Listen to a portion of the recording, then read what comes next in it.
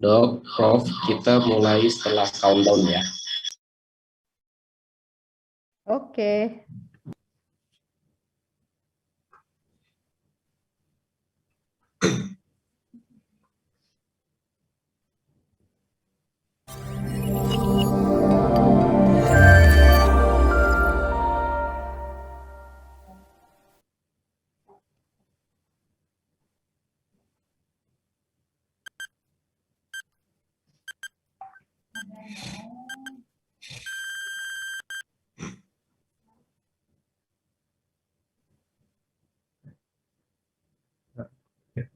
Assalamualaikum warahmatullahi wabarakatuh. Selamat siang dan salam sejahtera untuk kita semua.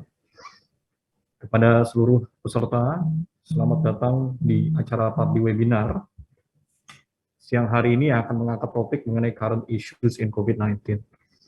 Terima kasih yang sebesar-besarnya kami ucapkan kepada para peserta yang telah mengikuti acara ini. Pada topik siang hari ini kita akan mengangkat dua isu yang memang sedang mengemuka. Yang pertama adalah mengenai epidemiologi dan update dari terapi untuk COVID-19 yang akan dibawakan oleh Dr. Seva Wicaksono Pitoyo dan diikuti dengan pembahasan mengenai booster vaksin untuk tenaga kesehatan yang akan disampaikan oleh Prof. Samsurijal Jauzi. Namun sebelum kita masuk ke acara webinar kita, saya ingin memberikan kesempatan kepada Dr. Sali Amanasution, spesialis dalam konsultan kardiovaskular, untuk memberikan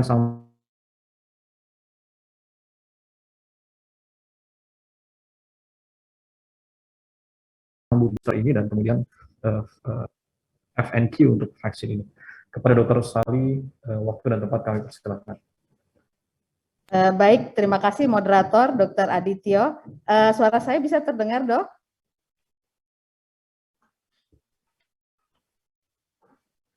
Dengar, Dok. Baik, terima kasih. Selamat siang, Assalamualaikum warahmatullahi wabarakatuh. Salam sejahtera untuk kita semuanya. Yang saya hormati para pembicara, Prof. Samsurijal Jauzi dan Dr. Seva Pitoyo, dan tentu saja moderator Dr. Adityo Susilo, dan kepada seluruh sejawat hadirin di seluruh Nusantara yang sempat menghadiri webinar PAPDI pada siang hari ini. Sejawat sekalian, pada siang hari ini PAPDI kembali lagi mengadakan webinar dengan topik current issues in COVID-19. Kita tahu bahwa COVID-19 ini sesuatu hal yang baru, ya baru 1,5 tahun ya, hampir 1,5 tahun, tapi banyak sekali pengetahuan kita yang setiap hari makin bertambah tentang isu apakah itu pencegahan, pengobatan, dan segala sesuatu berkaitan dengan COVID-19 ini. Sejauh sekalian, pada kesempatan siang hari ini kami dari PABDI selain mengundang atau akan mengadakan webinar dengan dua pembicara, dua narasumber yang saya rasa sejauh sekalian sudah sangat mengenal, saya juga akan menyampaikan bahwa PABDI juga melaunching dua hal. Yang pertama adalah surat rekomendasi PABDI tentang pemberian vaksinasi COVID-19 booster untuk para nakes. Nah, ini mungkin topiknya tentang apakah memang diperlukan vaksin COVID-19 booster, kapan dan kepada siapa diperlukan, dan dengan jenis vaksin yang mana, dan sebagainya. Kami mengeluarkan rekomendasi tentang ini, dan juga nanti Prof. Samsu sebagai Ketua Satgas Imunisasi Dewasa dari PB PABDI juga akan menyampaikan hal khusus mengenai vaksin booster COVID-19 ini.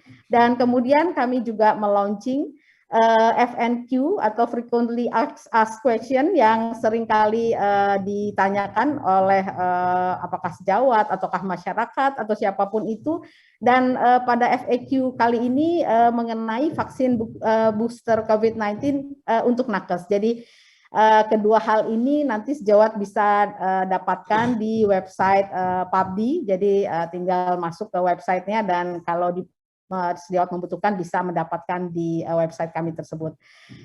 Mungkin itu saja yang ingin saya sampaikan pada siang hari ini. Mudah-mudahan apa yang selalu kami upayakan berikan kepada sejawat dan masyarakat yang mungkin sempat mengikuti webinar PABDI, mudah-mudahan ini semua membawa manfaat untuk kita semua ya, dalam hal penanganan pandemi yang kita belum tahu kapan ujungnya ini, tapi upaya kita untuk selalu memberikan perlindungan dan memberikan layanan yang terbaik untuk masyarakat selalu kami upayakan dari organisasi kami yaitu PABDI. Sekali lagi terima kasih kepada Prof. Samsu dan Dr. Seva dan Dr. Adit sebagai moderator pada siang hari ini, dan tentu saja kepada sejawat sekalian selamat mengikuti webinar, semoga bermanfaat. Wassalamualaikum warahmatullahi wabarakatuh. Semoga kita selalu dalam lindungan Allah. Waalaikumsalam.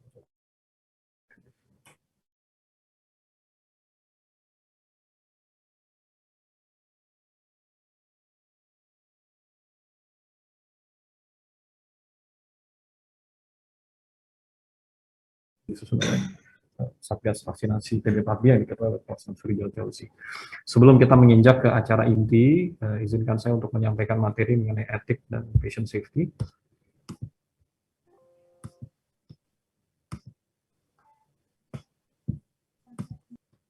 Baik. Jadi sedikit sebelum kita menginjak ke materi inti, tentu kami dari PABDI senantiasa mengingatkan kepada kita semua terkait dengan adanya pelembagaan etik, disiplin, dan hukum kedokteran di Indonesia. Untuk etik tentu kita mengetahui oleh MKEK, dan kemudian juga ada untuk majelis disiplin MKDKI, dan juga untuk hukum tentunya yang bekerja sama dengan berbagai instansi pemerintah yang ada di Indonesia. Dan ada beberapa dilema etik dalam konteks pelayanan di rumah sakit tentunya, dan memang di antara yang ada nilai-nilai untuk menjaga etika itu harus terus diperhatikan. Dalam hal ini tentunya dari DPJP, karena bagaimanapun kepemimpinan itu memang datangnya dari DPJP, dan tentu sedapat mungkin kita menjaga etika sesama sejawat. Dan tentu aspek-aspek untuk menjaga beneficence dan non-maleficence terhadap pasien-pasien kita ini juga harus terus kita dengungkan. Dan sebagai dokter Indonesia tentunya kita harus patuh terhadap kode etik kedokteran Indonesia, kode KI yang dapat diunduh pada link tertera di slide ini. Dan di antara semua standar keselamatan yang ada, tentu 6 sasaran keselamatan pasien, dari mulai sasaran pertama ketepatan identifikasi hingga sasaran ke-6 pengurangan risiko jatuh, ini menjadi target utama kita untuk senantiasa kita lakukan demi keselamatan pasien-pasien kita. Dan tanpa kita juga melupakan hak-hak dari pasien-pasien untuk terus dapat berkomunikasi dan mendapatkan informasi yang terbaik dari tenaga medis. Dan oleh karena itu barangkali komunikasi adalah kunci penting untuk kita semua guna dapat menjaga keselamatan pasien. Saya kira demikian untuk materi etik dan patient safety. Baik, selanjutnya kita masuk ke acara inti pada acara webinar kita pada siang hari ini. Untuk kesempatan yang pertama, saya akan Dr. Seva Wicaksono Witoyo, spesialis penyakit dalam, konsultan paru, konsultan intensive care, Vinasim, yang akan membawakan materi mengenai update in COVID-19, epidemiology and treatment between hope and hype. Dan Dr. Seva ini saya kira kita semua tentu sudah sangat mengenal beliau. Beliau saat ini mendapatkan amanah sebagai Ketua Satgas COVID-19 di PB Papdi, dan beliau juga terlibat secara aktif di Satgas COVID Nasional dan berbagai organisasi utama di Indonesia yang berhubungan langsung dengan penanganan COVID-19. Tanpa memperpanjang waktu, kepada Dr. Seva, waktu dan tempat kami persilakan. Silakan. Baik, terima kasih Dr. Adit. Saya mohon izin untuk share screen. Insya Allah mudah-mudahan cukup jelas terlihat. Baik, sejawat sekalian, Assalamualaikum warahmatullahi wabarakatuh sekali lagi. Dan kepada saya diberi tugas untuk membahas mengenai sekarang hingga tata laksana. Ini merupakan satu hal yang cukup luas. Mudah-mudahan saya bisa. Jadi kita start dari kondisi sekarang. Di dunia ada sekitar hampir 190 juta, hampir 200 manusia terinfeksi dengan kematian 4 juta lebih. Jadi kira-kira sudah sekitar 3,5% penduduk dunia terkena. Dan itu cukup besar, pandemi yang terbesar yang pernah terjadi di dunia kelihatannya. Dan eskalasi sempat mengalami pelandaian antara mulai Oktober sampai Januari, dan setelah Januari mengalami penurunan. Pada waktu itu kita sempat berpikir dan berharap sekali. Kenapa? Karena vaksinasi di berbagai negara mulai muncul pada bulan Desember, mulai dilaksanakan Desember sampai dengan Januari, sehingga kemudian kita sempat berpikir apakah ini merupakan dampak, walaupun waktu itu sebetulnya belum terlalu luas vaksinasi dilakukan, tapi yang jelas polanya sudah menurun, sehingga kemudian kita sangat berharap bahwa vaksinasi memberikan harapan yang besar. Akan tetapi kita kemudian dikejutkan karena mulai bulan Februari terjadi eskalasi kembali, dan beruntungnya adalah eskalasi itu kemudian mencapai puncak yang sangat tinggi hanya dalam 2 bulan, setelah itu terjadi penurunan kembali. Yang jadi masalah adalah tampaknya masih ada gelombang-gelombang yang bisa terjadi. Nah, kita kalau misalkan mengambil contoh bagaimana kejadian di Amerika Serikat, di mana setelah vaksinasi memang mereka mengalami penurunan, dan kalau di dunia terjadi second spike atau gelombang kedua, maka boleh dibilang Amerika sempat tampak seperti resisten terhadap gelombang kedua. Sehingga kemudian kita sempat semua berpikir bahwa wah, vaksin Amerika ini yang kelihatannya yang paling baik, baik itu misalkan Pfizer, BioNTech, kemudian juga dengan Moderna, itu Johnson & Johnson, itu yang mungkin diperkirakan barangkali itu menyebabkan Amerika memiliki profil yang berbeda dari yang lain. Tapi ternyata dalam 1 pekan terakhir ini mereka juga mengalami eskalasi. Mudah-mudahan ini tidak kemudian menjadi gelombang kedua yang tinggi sebagaimana di negara yang lain. Dan kalau ini tidak, hanya merupakan area kecil, kita harapkan betul-betul herd immunity tampaknya bisa dicapai dengan cara kita melakukan vaksinasi. Harapannya begitu, sehingga kemudian paling-paling kita hanya akan mendapatkan endemi dan bukan pandemi kembali. Nah, sedikit mengenai nanti penjelasan tentang kondisi klinis yang kemudian nanti terkait dengan penata laksanaan. Kita tahu bahwa pola COVID itu hanya 5% yang akan menjadi kritis, yang kemudian 60-80% dari yang kritis ini akan meninggal. Sebagian besar 81% adalah kasus ringan. Dengan demikian tetap strategi untuk penanganan di luar rumah sakit menjadi sangat penting karena kasus ringan. Data dari bulan Februari tampaknya agak berubah sedikit, kasus kritikalnya meningkat 1%, sementara kasus ringannya turun 1%. Tidak jauh berbeda, tapi memang ada perubahan sedikit mungkin terkait dengan varian. Nah, varian yang terjadi, kita tahu bahwa virus sudah mengalami 2.000 bahkan 5.000 variasi dari sejak awalnya yang wild type, dan WHO hanya memberikan nama beberapa saja yang menjadi perhatian, karena kalau semua dikasih nama, repot juga kalau sampai ribuan. Jadi yang penting adalah alpha, beta, gamma, dan delta, dan beberapa varian yang akan diawasi yang berikutnya. Nah, dari semua varian ini memang kelihatan yang paling menonjol adalah peningkatan ke penularan, sistem penularan. Walaupun ada beberapa juga yang tampaknya meningkatkan, seperti alfa itu meningkatkan resiko pemberatnya penyakit dan sampai perumah sakitan. Tapi sebagian besar penularan itu yang mungkin kita bisa pahami kenapa kemudian terjadi gelombang yang kedua dan seterusnya. Nah, yang menjadi masalah adalah ternyata vaksin yang ada itu dipengaruhi efektivitasnya oleh adanya varian. Contohnya misalkan varian alfa itu jelas menurunkan efektivitas AstraZeneca vaksin, juga Novavax dalam gejala, sementara kemudian untuk yang beta itu sangat-sangat memang tidak bisa ketahan oleh AstraZeneca, dan kemudian di beberapa tempat, di beberapa varian seperti misalkan gamma itu juga terlihat mulai mempengaruhi vaksin Pfizer walaupun sebagian besar tidak. Sementara untuk vaksin beta itu bekerja melumpuhkan efektivitas dari Moderna dan Janssen. Ini akan banyak dibahas nanti oleh Prof. Samsu barangkali, tapi yang jelas itu yang menjadi PR kita ke depannya. Untuk di Indonesia bagaimana?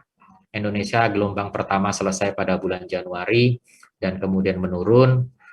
Tapi ternyata mulai dari awal Juni kita mengalami lonjakan yang jelas jauh lebih tinggi daripada yang sudah kita alami pada bulan Januari sekalipun. Area di Indonesia semakin hari sudah semakin merah, hanya area Aceh dan Sulawesi Tenggara yang kelihatannya mampu untuk meredam, dan bersyukur sekali Sulawesi Barat dan Gorontalo adalah daerah yang relatif masih sedikit. Kita sudah mencapai total confirm itu sudah hampir 3 juta kasus. Nah, sekarang kita ingin membahas sedikit tentang bagaimana perkembangan terapi. Saya relatif tidak akan membahas banyak tentang dexamethasone dan antikoagulan karena kelihatannya itu sudah cukup established, tidak ada banyak pertanyaan lagi harus kita kerjakan. Nah, yang lain-lain adalah seperti misalkan favipiravir, bagaimana kita masih pakai. Nah, memang datanya adalah contohnya adalah penelitian ini pada pasien yang dirawat, mohon maaf, itu menunjukkan bahwa favipiravir tidak banyak merubah konversi virus menjadi negatif. Luaran klinisnya juga tidak banyak berubah, tidak berbeda bermakna. Sementara untuk risiko pasien masuk ICU juga tidak berbeda bermakna, walaupun lebih cenderung menunjukkan bahwa kejadian masuk ICU lebih banyak pada yang tidak menggunakan favipiravir. Sedemikian pula yang kematian justru lebih sedikit dari yang menggunakan favipiravir. Jadi kelihatannya ada manfaatnya tetapi tidak cukup untuk kemanaan statistik. Yang saya lihat bahwa permasalahan yang kita perlu cermati adalah kebanyakan antivirus itu ditujukan pada kelompok pasien-pasien yang kelompok tertentu, misalkan pasien sedang, pasien berat, pasien ringan, tapi tidak melihat onsetnya. Jadi misalkan diberikan antara yang onset hari kedua dan hari ketujuh, atau tidak melihat viral load, karena bagaimanapun obat antivirus mestinya harus dinilai pada kelompok viral load tertentu, pada yang tinggi dan akan menurunkan atau tidak. Nah, kalau kita lihat dari patofisiologinya, maka pada saat awal terjadi penularan, kemudian virusnya akan meningkat. Setelah itu tanpa obat antivirus pun akan menurun, tetapi kalau menurunnya lebih lama, maka dia akan memancing peradangan yang lebih tinggi. Dengan demikian, obat antivirus seyogianya akan bekerja di awal, dan kalau diberikan di tengah itu akan menjadi sudah terlambat, dan seharusnya selanjutnya obat-obatan yang akan kita berikan dan kita akan pertimbangkan berikutnya adalah obat-obat yang anti peradangan. Nah, ini kita melihat bahwa contoh ya, untuk radiologinya saja, maka perbaikan radiologi akan menjadi lebih sulit terjadi kalau ternyata viral load 7 hari, maka gambaran CT-nya akan lebih cepat baik, tapi sebaliknya ketika dilakukan lebih dari 7 hari, maka gambaran radiologi akan lebih lama. Gambaran radiologi bisa kita bayangkan sebagai representasi dari proses peradangan dalam badan itu sendiri. Nah, kita lihat di sini bahwa puncaknya virus itu, viral load itu pada dasarnya akan turun sendiri walaupun tanpa antivirus. Kalau ringan itu hari ke-4, sementara kalau berat hari ke-8. Jadi kita bisa bayangkan bahwa antivirus, kalau trialnya dilakukan pada yang dirawat, rata-rata dirawat itu sudah kemudian pasien itu masuk perawatan hari ke-6, dari sejak onset sakit, wajar kalau kemudian dia tidak punya kemaknaan. Mungkin itu yang menyebabkan obat ini menjadi tidak bermakna statistik, dan kita harus berusaha memberikan lebih dini. Karena itu PAPDI bersama organisasi profesi yang lain menganjurkan pemberian favipiravir kepada Kementerian Kesehatan untuk kita maju menjadi lebih dini, yaitu ketika pasien di perawatan rumah. Bagaimana dengan remdesivir? Kita lihat bahwa dari salah satu contoh ini, clinical trial ini menunjukkan bahwa dibanding standard of care, dibanding tanpa remdesivir, maka ini jumlah yang sembuh, yang pulang cepat, sementara kita lihat jumlahnya lebih banyak pada kelompok yang diberikan remdesivir. Tidak ada perbedaan antara yang 5 hari dan yang 10 hari. Dengan demikian 5 hari cukup untuk pemberian remdesivir. Tapi harus diakui bahwa penelitian yang besar di WHO menunjukkan remdesivir ini tidak ada perbedaan bermakna dengan kontrol. Yang berbeda sedikit adalah lopinavir, tapi ini juga tidak cukup untuk memberikan perkembangan secara statistik. Yang lain hidroksikloroquine dan interferon alfa waktu itu jelas menunjukkan kegagalannya, sehingga kemudian WHO tidak menganjurkan obat-obat ini untuk dipakai kembali.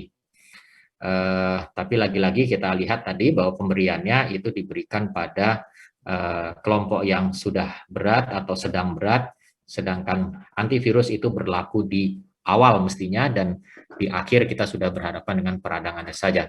Karena itu WHO tidak menganjurkan remdesivir secara rutin lagi, walaupun masih disarankan kalau mau adalah pada kelompok-kelompok tertentu untuk diteliti.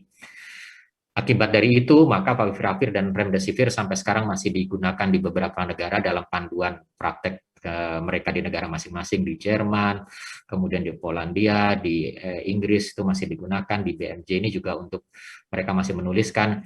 Kita di Indonesia dari organisasi profesi juga masih tetap menyampaikan itu, walaupun tadi dikatakan tidak ada rekomendasi, tapi harapannya kalau kita berikan lebih dini kita akan bisa menangani lebih baik. Nah, yang sekarang menjadi ramai adalah ivermectin ya. Ivermectin ini adalah obat anti cacing, tapi awal mulanya adalah karena penelitian yang menunjukkan di in vitro itu bisa menginhibisi replikasi virus, dan ini memang penelitian pada virus-virus yang lain sebelumnya pun sudah menunjukkan demikian. Tapi itu tidak bisa dicapai dengan administrasi oral maupun dosis standar, dia perlu dosis yang sangat besar. Pertanyaannya bagaimana dengan efek sampingnya? Yang menjadi ramai lagi adalah kemudian karena meta-analisis yang dilakukan oleh beberapa orang termasuk oleh Corey ini menunjukkan bahwa wah ini signifikan sekali bahwa ivermectin lebih mencegah orang untuk tidak tertular kalau pas orang itu di rumahnya ada yang kemudian sakit. Bahkan kemudian dia juga menampilkan, ini bukan data penelitian dia, tapi diambil data dari data pemerintah. Ini di Peru, di berbagai provinsi begitu ivermectin banyak dijual bebas yang dipakai orang dengan, mohon maaf dalam tanda kutip, sembarangan, siapapun minum, dia menunjukkan bahwa kasusnya menurun. Kita tidak tahu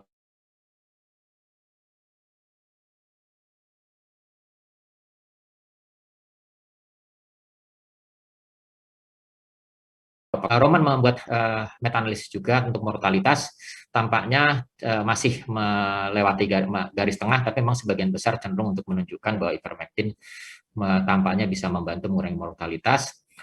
Sementara untuk lama rawat tampaknya tidak mempengaruhi, bahkan cenderung untuk lebih lama. Ada yang mengatakan bahwa kalau gitu apa mungkin karena lebih lama, karena pasiennya survive-nya lebih lama, jadi lebih dirawat, sementara yang meninggal kan sudah lebih cepat masa perawatannya. Argumentasinya nanti kita akan bahas lagi. Kebutuhan ventilasi mekanik tidak terpengaruh oleh penggunaan ivermectin. Nah, tapi yang jadi masalah adalah dalam meta-analisis berbagai meta-analisis yang dilakukan untuk ivermectin, itu ada beberapa masalah seperti comparative data, kemudian RCT yang kemudian peer reviewed itu juga sedikit, lokasi pengawasannya juga pendek, jumlah kasusnya kecil, risiko bias cukup tinggi, dan beberapa trial menggunakan komparasinya dengan obat-obat yang memang kita tidak rekomendasikan, misalkan hidroksikloroquine.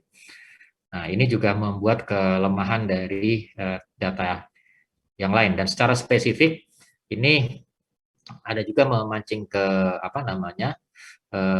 perdebatan adalah selain tadi belum peer review, ternyata penulis tadi itu juga terlibat dalam upaya promosi besar-besaran terhadap obat ivermectin itu, misalkan membuat frontline COVID-19 critical care alliance yang di negaranya sendiri tidak diberkati atau tidak disetujui oleh ID-nya setempat. Sementara penulis meta-analisis yang lain itu juga dievaluasi oleh reviewer yang lain menunjukkan bahwa ada risiko bias dalam pembuatan meta-analisisnya. Demikian pula ada penulis yang dijadikan rujukan banyak mengenai hasil penelitiannya, ternyata ditarik kasusnya karena kasus etik dan berkaitan sama proses metodologi dan plagiarismenya. Ini yang kemudian menyebabkan penggunaan ivermectin sampai sekarang tidak bisa direkomendasikan baik WHO, FDA maupun European Medical Agencies. Banyak isu politik yang berkaitan ini, sampai ada orang yang membentuk media sosial atau kelompok sosial tertentu untuk mendorong ini yang kemudian seringkali berbenturan dengan data ilmiah yang ada. Sebagaimana di beberapa tempat sampai menimbulkan gerakan untuk memaksa agar mendapatkan ivermectin, sampai kemudian akibatnya banyak dijual di pasar gelap. Itu yang menjadi masalah kita sehingga menyulitkan kita untuk menilai sebetulnya. Beberapa negara sempat memberikan izin kemudian menarik. Ini yang kemudian juga menjadi lebih ramai.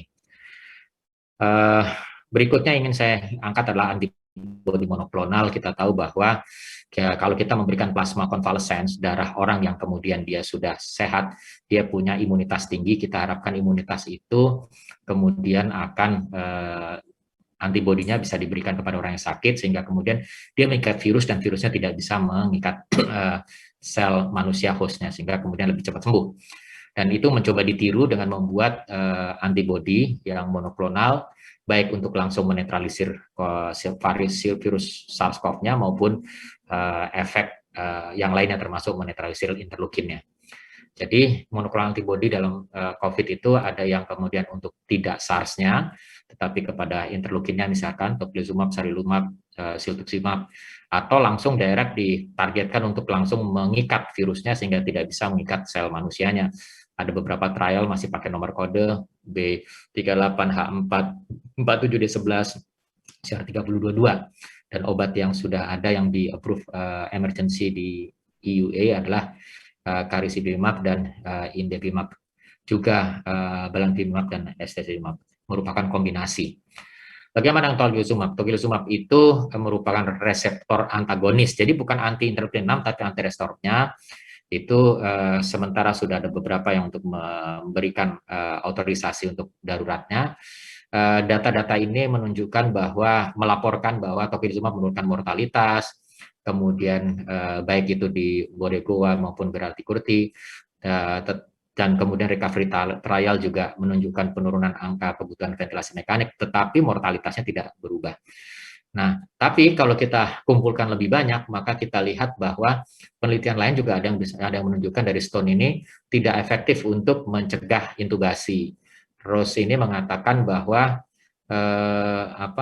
tidak mengubah risiko kematian, juga tidak ada manfaatnya dari salvarani ini untuk mencegah progresi penyakit, dan demikian pula yang lain. Jadi kemudian cukup banyak juga penelitian yang lain yang hasilnya sama sekali tidak bermakna dan bahkan justru menimbulkan risiko. Nah, hasil yang terakhir ini juga menunjukkan bahwa walaupun outcome-nya baik, tapi lagi-lagi seperti ivermectin tadi, dari meta-analisis menyebutkan bahwa trialnya itu yang di meta-analisiskan tidak cukup kuat karena ada risiko bias dan termasuk penelitian yang sifatnya observasional. Terus berikutnya adalah sarilumab. Sarilumab ini ada RCT yang ada penelitian observasional yang menunjukkan bahwa dia terbukti efikasinya untuk COVID sedang dan berat, menurunkan mortalitas, terutama pada kelompok yang membutuhkan support organ, yaitu sudah mulai MODS. Akan tetapi penelitian dari Lescure ini menunjukkan bahwa ternyata juga tidak banyak membantu. Nah, yang lain ada siltuximab. Siltuximab ini dianggap kemungkinan bermanfaat untuk yang kemudian berat dan menuju kepada ventilasi mekanik. Juga anti reseptor interleukin 6, tetapi sampai sekarang trialnya belum lengkap dan cukup besar. Nah, ini adalah beberapa yang tadi saya sampaikan untuk antibodi spesifik untuk COVID-19, tapi ini semua masih dalam trial, dan untuk untuk emergency use itu sekarang adalah bamlanivimab dan casirivimab. Casirivimab dan indevimab itu disarankan untuk dikombinasi, jadi tidak digunakan tunggal. Itu tampaknya menurunkan viral load, tetapi penelitian besarnya belum ada. Ini juga ada penunjukan penurunan risiko mortalitas. Sementara untuk bamlanivimab juga demikian, pada awalnya sempat bisa digunakan tunggal, tapi kemudian Eropa menyarankan untuk, dan juga FDA menyarankan untuk kalau bisa jangan diberikan tunggal. Kenapa? Karena ternyata varian SARS-CoV-2 justru meningkat dengan penggunaan bamlanivimab ini. Yang lain adalah regdanavimab, ini sudah mulai masuk ke fase 3, kita belum tahu lagi aslinya, dan European Medicine Agency itu baru mengeluarkan untuk penelitiannya. Mereka menyatakan bahwa ini potensi, tetapi lagi-lagi kita belum dengar aslinya.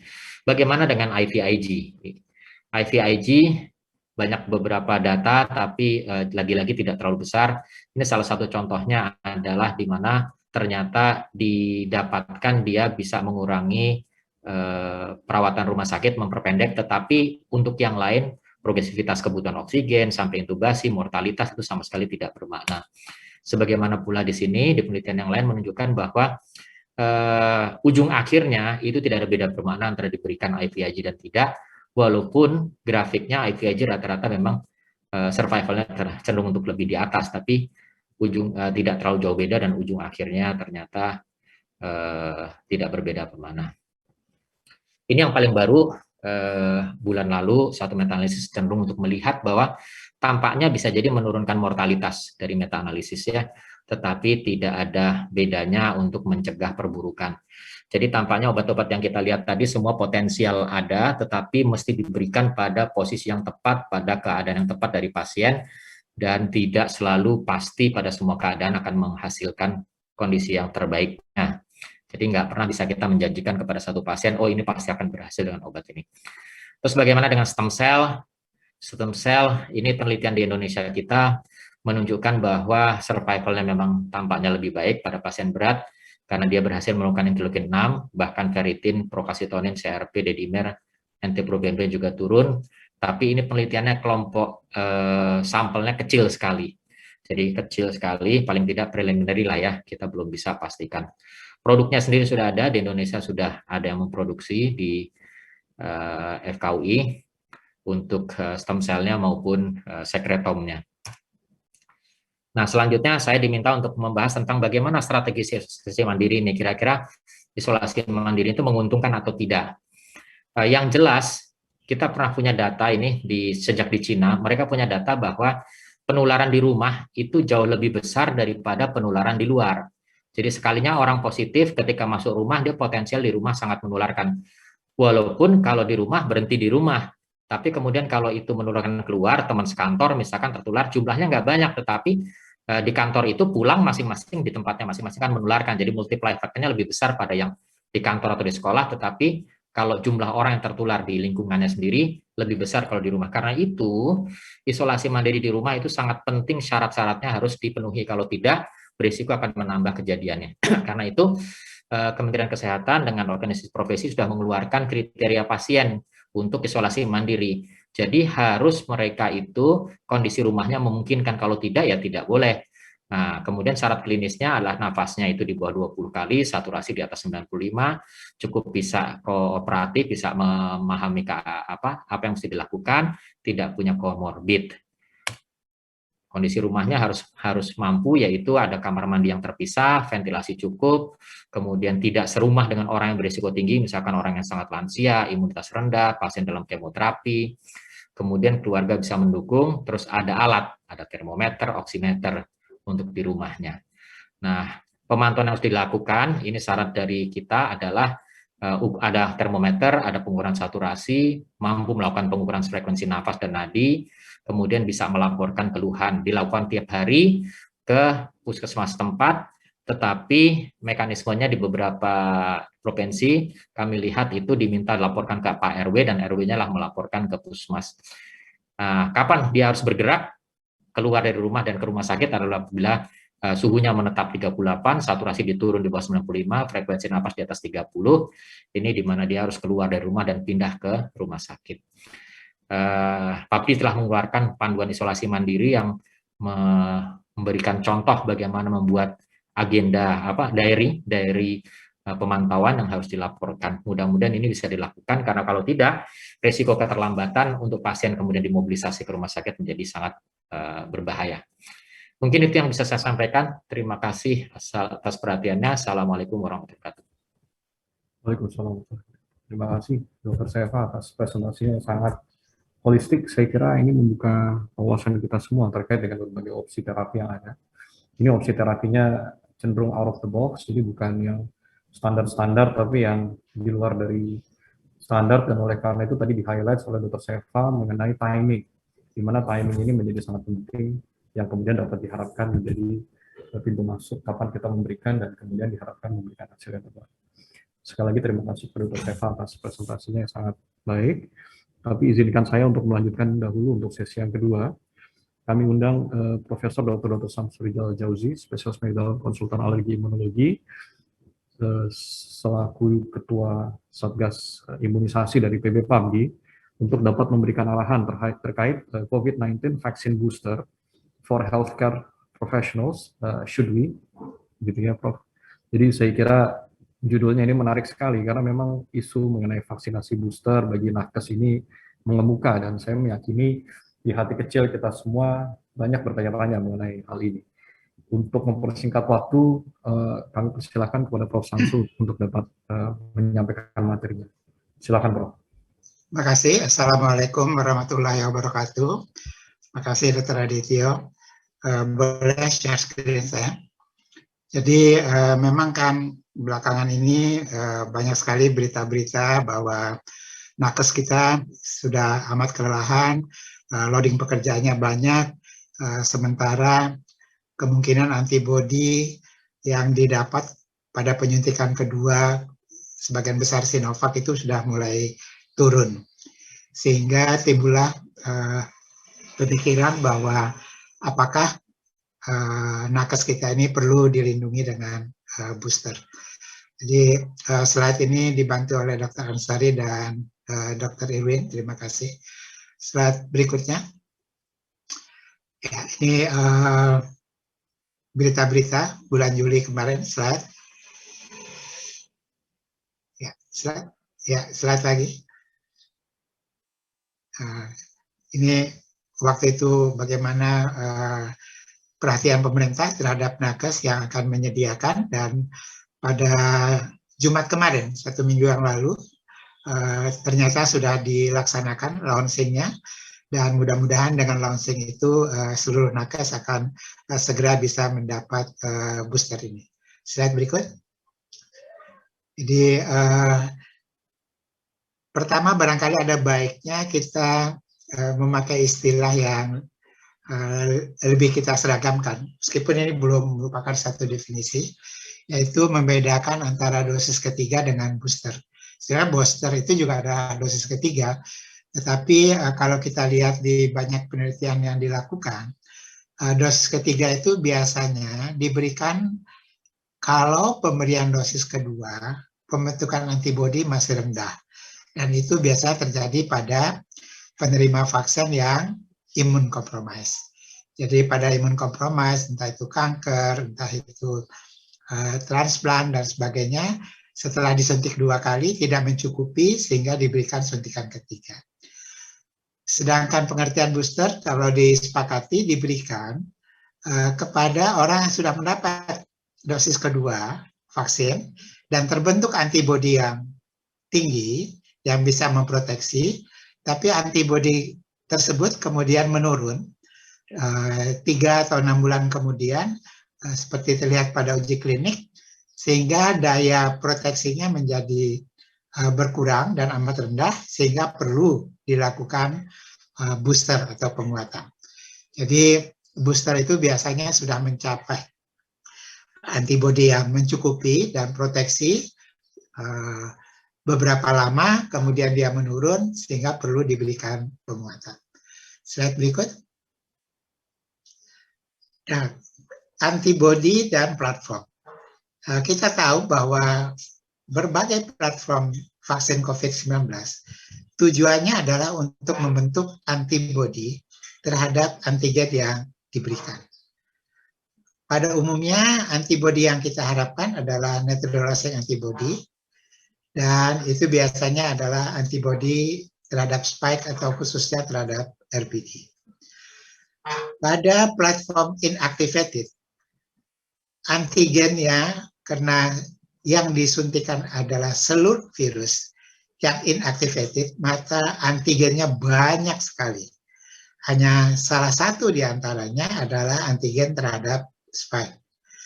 Karena antigennya banyak, maka tubuh kita itu membentuk antigen terhadap spike ini lebih rendah. Karena dia harus memberi respon terhadap berbagai mitogen atau antigen yang ada. Karena itu secara teoritis memang pembentukan antibodinya tidak terlalu tinggi. Slide berikut. Lain dengan vaksin messenger RNA, yang disuntikan itu adalah antigen yang memang akan membentuk spike antigen.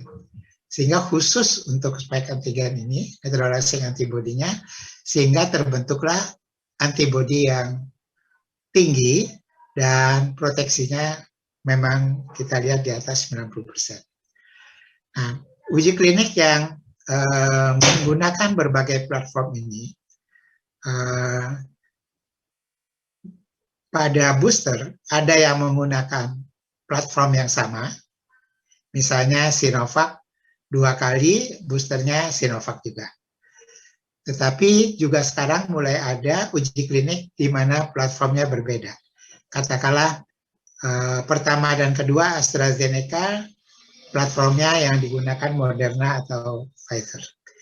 Nah, sebenarnya secara imunologis, karena dua-duanya platform yang berbeda itu akan membentuk neutralizing antibody, itu tidak menimbulkan permasalahan, tetapi tentu kita harus melihat hasil uji klinik yang ada. Dan hasil uji klinik pada platform yang berbeda ini sebenarnya belum selesai, atau barangkali baru hasil-hasil permulaan. Slide berikut. Jadi biasanya kalau tidak ada mutasi, masalah mutasi, maka penguatan atau booster itu cukup diberikan dengan vaksin yang sama. Jadi kalau pertama dan kedua kita memakai Sinovac, kemudian boosternya juga Sinovac 3 bulan atau 6 bulan kemudian. Kenapa? Karena virus yang beredar itu tidak mengalami mutasi, katakanlah masih wild type dari Wuhan, dan kita tahu bahwa Sinovac itu cukup efektif untuk wild type tersebut. Tapi dengan adanya varian baru, terutama tadi sudah dikemukakan varian Delta, maka kita berharap booster ini sekaligus juga bisa memproteksi terhadap varian Delta. Karena itulah kenapa kita di Indonesia menggunakan platform yang berbeda untuk tenaga kesehatan ini. Karena tenaga kesehatan kita pada umumnya memakai Sinovac 1 dan 2. Kalau diberikan Sinovac, antibodi terhadap suntikan booster itu akan tinggi, barangkali 10 kali lipat, lebih dari 10 kali lipat. Hanya persoalannya, antibodi yang terbentuk itu adalah antibodi yang tadinya terhadap wild type Wuhan yang belum bermutasi. Dengan adanya Delta, nanti kita akan lihat, ternyata Sinovac dibandingkan dengan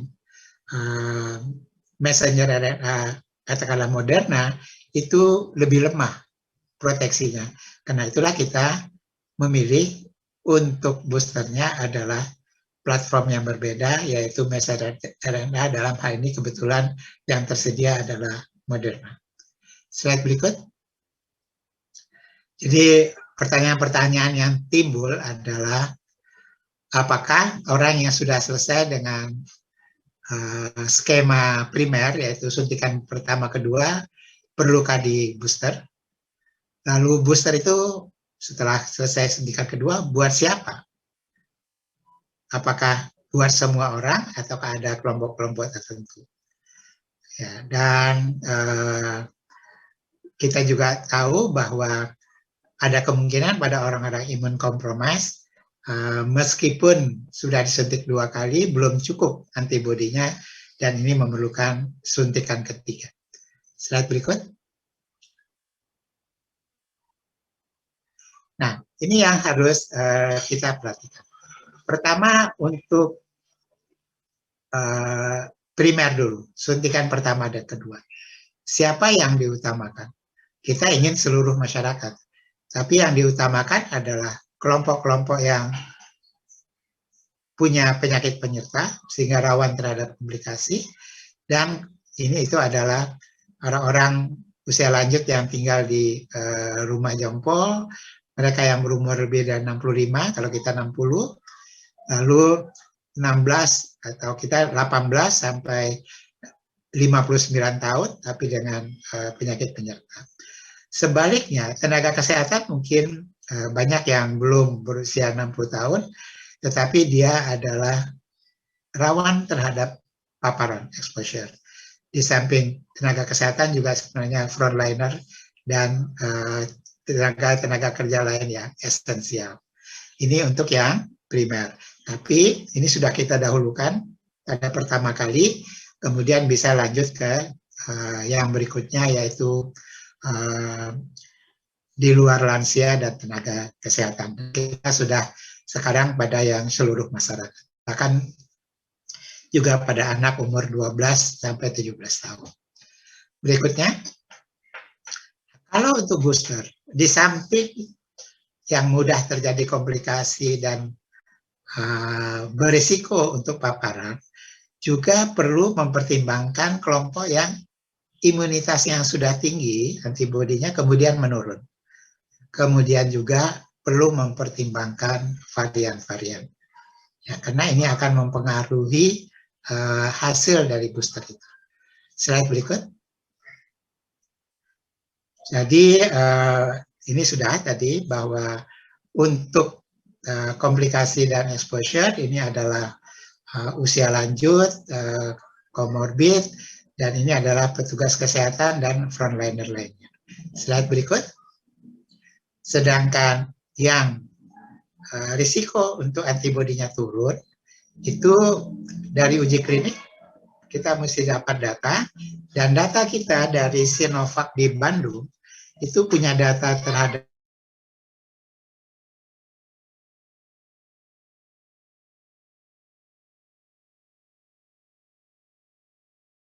kemudian pada 3 bulan mulai turun, dan angka 6 bulan sekarang sudah ada, ternyata banyak turunnya.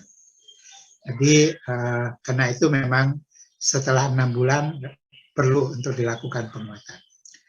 Nanti kita akan lihat platform-platform yang vaksin efikasinya tinggi, katakanlah messenger RNA yang di atas 90, itu akan bertahan cukup lama dibandingkan dengan vaksin efikasi yang lebih rendah, misalnya Sinovac yang 65%. Kemudian juga kita mesti lihat booster yang kita gunakan, apakah mampu untuk meningkatkan antibody sehingga waning immunity ini bisa diselesaikan, dan nanti juga bagaimana terhadap varian-varian baru. Slide berikut. Jadi ini akan mempengaruhi bagaimana proteksi nanti. Slide berikut.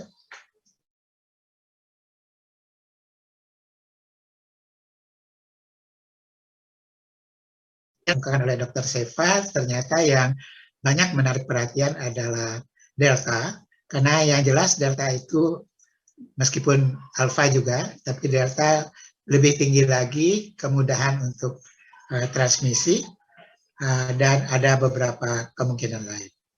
Karena itu kita ingin booster kita ini juga punya proteksi antibody respon yang cukup baik efektif terhadap varian Delta ini. Slide berikut. Nah, ini ada satu studi yang menunjukkan bahwa ternyata varian Delta ini bisa menimbulkan vaksin breakthrough. Artinya apa? Sudah diberi vaksin tetapi dia tetap terjadi insiden baru, artinya tetap ada kasus COVID yang baru. Slide berikut. Dan itu ternyata kalau kita lihat dari pengalaman orang yang sudah terinfeksi, maka antibodinya, kalau kita bandingkan dengan yang Delta dengan yang lainnya, ternyata Delta itu mengalami penurunan yang cukup besar, sampai 5,7 kali efektivitasnya. Jadi ini dari pengalaman orang yang terinfeksi. Ya, slide berikut. Begitu juga Delta ini kalau dibandingkan dengan Alpha, sekarang bukan dari infeksi tetapi dari penggunaan vaksin, ternyata baik vaksin AstraZeneca maupun Pfizer ada penurunan, meskipun penurunan Pfizer, messenger RNA platform ini lebih rendah dibandingkan dengan AstraZeneca. Artinya Pfizer lebih memproteksi dibandingkan dengan AstraZeneca terhadap Delta. Ya, slide berikut. Nah, begitu juga jumlah orang yang tertransmisi itu akan lebih besar pada yang Delta. Slide berikut. Kalau kita ukur serum geometri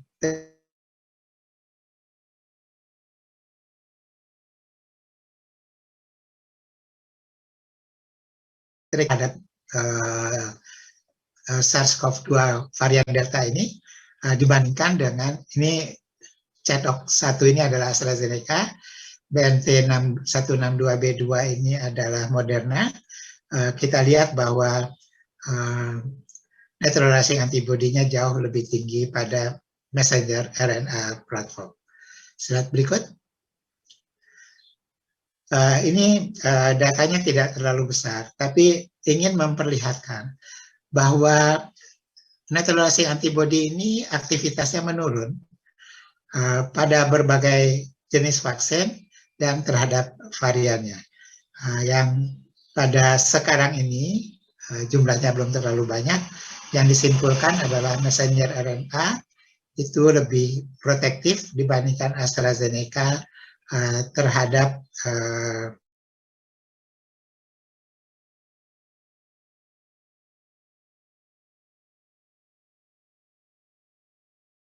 Delta untuk kasus PCR confirm tapi tidak bergejala. Ini dilakukan di Scotland. 2 dosis Pfizer yang mewakili messenger RNA, vaksin efikasinya adalah 79%. Tapi bagi yang simptomatik itu lebih tinggi lagi, 88%. Untuk mencegah masuk rumah sakit itu lebih tinggi lagi, 96%. Padahal ini varian Delta, jadi masih cukup bagus. Untuk neutralizing antibody, untuk messenger RNA yang dalam hal ini Pfizer, ternyata juga mengalami neutralisasi yang cukup baik, meskipun kalau dibandingkan wild type itu terjadi penurunan. Wild type adalah sebelum mutasi, dan Delta adalah mutasi yang kesekian kalinya. Slide berikut.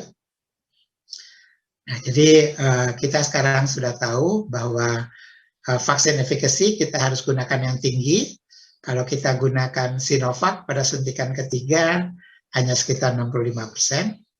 Kemudian waktu sebelum vaksinasi pada Sinovac menurun 3 bulan sudah mulai menurun, 6 bulan sudah banyak menurun. Kemudian slide berikut. Ini menunjukkan bahwa kalau kita mulai dengan vaksin efikasi yang tinggi, itu setelah 8 bulan kurvanya jauh lebih landai dibandingkan dengan ini misalnya Sinovac, maka setelah 8 bulan penurunannya akan tajam. Slide berikut. Dan juga proteksi untuk infeksi yang berat itu diperkirakan bertahan lebih lama daripada yang ringan. Slide berikut. Nah, jadi untuk booster ini kepada siapa harus diberikan? Kita mulai dengan herd personal. Tapi sebenarnya yang memerlukan booster prioritasnya bukan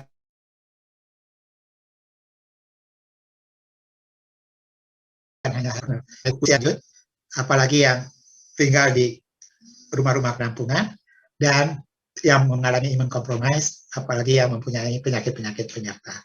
Jadi kalau sudah selesai dengan herd personal ini, yang kita harapkan dalam 2 bulan bisa selesai, maka kita akan masuk ke manula, kita akan masuk ke kelompok penyakit penyerta untuk melakukan booster.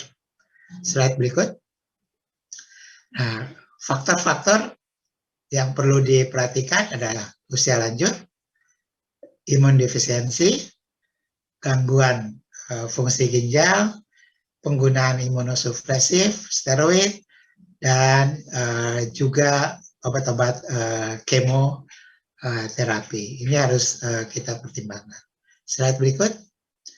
Ini sekali lagi hanya memperlihatkan bahwa antibody respon terhadap 2 kali messenger RNA vaksin pada imun compromise itu ternyata dibandingkan dengan healthy control itu jauh lebih rendah, sehingga kelompok-kelompok ini perlu dipertimbangkan untuk mendapat suntikan ketiga. Kalau dia rendah setelah suntikan kedua, maka suntikan ketiga segera diberikan. Tapi kalau masih bagus, berarti bisa dilakukan penguatan mungkin 3-6 bulan setelah suntikan kedua. Slide berikut.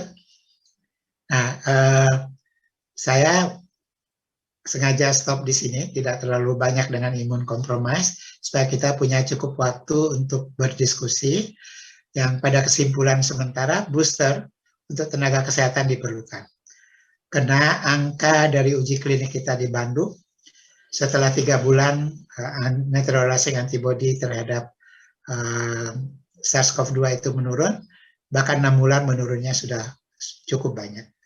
Kita bisa memberikan Sinovac lagi, yang ketiga, pada daerah-daerah yang tidak ada masalah dengan varian Delta, tapi kalau ada masalah dengan varian Delta, maka sebaiknya kita berikan messenger RNA yang tersedia adalah Moderna. Dan monitoring dari Eijkman, Prof. Amin Subandrio menunjukkan bahwa ternyata Delta itu bukan mulainya ditemukan di Jakarta, mulainya ditemukan di daerah di Sumatera Selatan, di Palembang. Jadi artinya apa? Kita jangan hanya merasa bahwa Delta itu hanya di Jakarta. Delta itu juga sudah sampai ke daerah-daerah. Karena itulah ITAGI dalam rekomendasinya juga ID bersepakat bahwa booster kita gunakan messenger RNA yang mudah-mudahan juga bisa memproteksi terhadap Delta. Jadi pemberian jenis vaksin booster ini harus mempertimbangkan varian yang dominan. Barangkali itu Dr. Adi, mungkin kita bisa gunakan nanti untuk bincang-bincang mengenai vaksin ini. Terima kasih. Wassalamualaikum warahmatullahi wabarakatuh.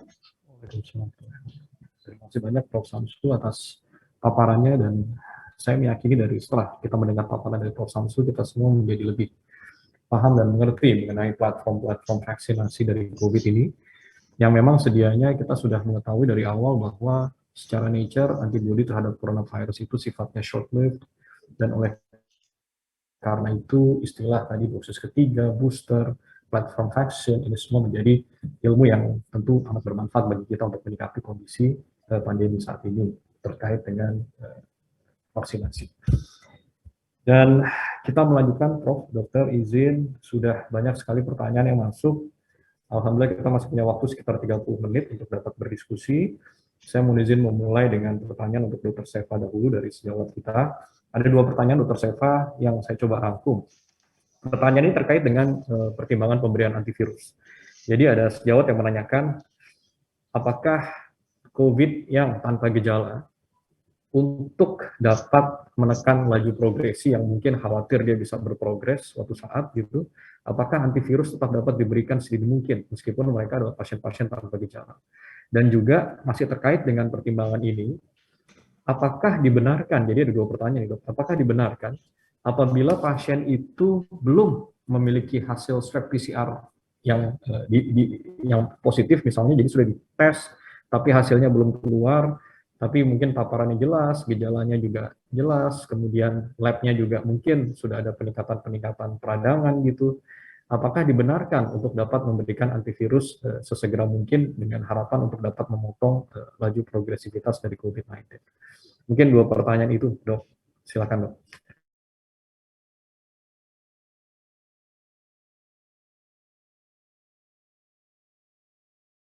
Terus terang karena clinical trial pada kelompok ini sedikit ya dok ya. Tidak mudah untuk membuat penelitian pada kelompok ini. Kenapa? Karena kelompok ini berarti yang positif tapi kemudian dia tidak bergejala, seringkali tidak terpantau karena dia akan isolasi di rumah dan tidak kontrol bagaimana perkembangan dari pengobatannya, kemudian reaksinya itu tidak mudah terpantau sehingga kemudian datanya tampaknya peneliti tidak banyak melakukan. Kemudian paling kalau kita mau ambil data lah pada trial yang melakukan profilaksis. Profilaksis itu biasanya strateginya begini. Jadi kalau ketemu pasien yang positif, sakit, pasiennya dirawat, kemudian dilakukan tracing, ketika tracing ditemukan yang positif walaupun tidak bergejala. Mereka ini adalah kontak positif dan pasien yang disebut sebagai orang tidak bergejala tadi. Nah, itu diberikan profilaksis atau juga penelitian yang memberikan profilaksis pada kontak yang serumah pada mereka yang pasiennya ketangkap positif. Nah, itu tanpa dites lagi, mereka langsung berikan profilaksis. 2 kelompok itu ada beberapa penelitian, tapi memang belum banyak obat yang kemudian diberikan. Remdesivir yang diberikan IV jelas tidak ada penelitiannya untuk itu. Favipiravir juga kelihatannya tidak ada penelitiannya ke sana. Yang ada justru penelitian seperti yang pada hidroksikloroquine, kemudian ivermectin, biasanya diberikan pada obat-obat yang terus terang adalah murah. Ini biasanya diberikan begitu. Di penelitian dengan ivermectin tadi yang saya sampaikan ada yang melaporkan hasilnya bagus, bahkan 0, 0 case pada yang diberikan profilaksis. Tapi tadi saya sampaikan, yang membuat laporannya itu sendiri, ternyata ada beberapa kajian yang kemudian tidak melakukan pengambilan sampel dan juga dalam etika penelitiannya itu kurang baik lah. Dengan demikian orang masih meragukan apakah hasilnya betul-betul baik atau tidak. Dengan demikian, kalau kita lihat dari simpulan rekomendasi yang keluar dari berbagai negara, termasuk di Indonesia, kita tidak memberikan atau kita belum memberikan obat itu. Karena memang ada yang berpikir juga begini, kalau misalkan obat profilaksis itu berhasil, termasuk pada orang yang tidak bergejala berhasil, kalau gitu daripada vaksin mahal, obat yang murah aja dibagikan kepada seluruh orang Indonesia secara serempak. Ketika dikasih seluruh orang Indonesia, dikasih seminggu aja gitu kan, penularannya putus tuh tanpa vaksinasi sekalipun. Ada yang berpikir begitu juga, tapi karena kita nggak punya trialnya, nggak punya datanya, tentu kita nggak berani melakukan itu secara massal karena risiko efek samping akan besar sekali. Populasi yang terkena efek samping besar. Kemudian yang kedua berkaitan dengan swab PCR belum ada, bolehkah ditreat kalau gejalanya ada? Sebenarnya tanpa melakukan swab PCR, kita sudah sepakati bahwa kita bisa menegakkan diagnosis dengan gejala plus swab antigen, rapid antigen.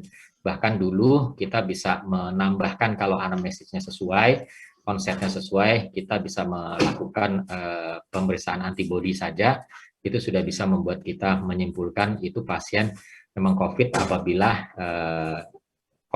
waktu kontak kemudian gejalanya sesuai.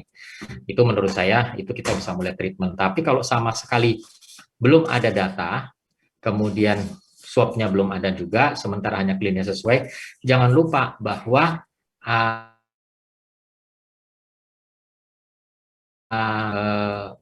infeksi virus yang lain, ya, influenza, termasuk flu burung, termasuk kemudian juga penyakit sitomegalovirus. Itu juga bisa menimbulkan gejala yang serupa, sehingga kalau memberi obat terlalu dini dikhawatirkan akan mengacaukan diagnostik nantinya, karena kemudian orang akan menunggu respon pengobatan sementara penyakit dasarnya tidak di-trace dengan baik.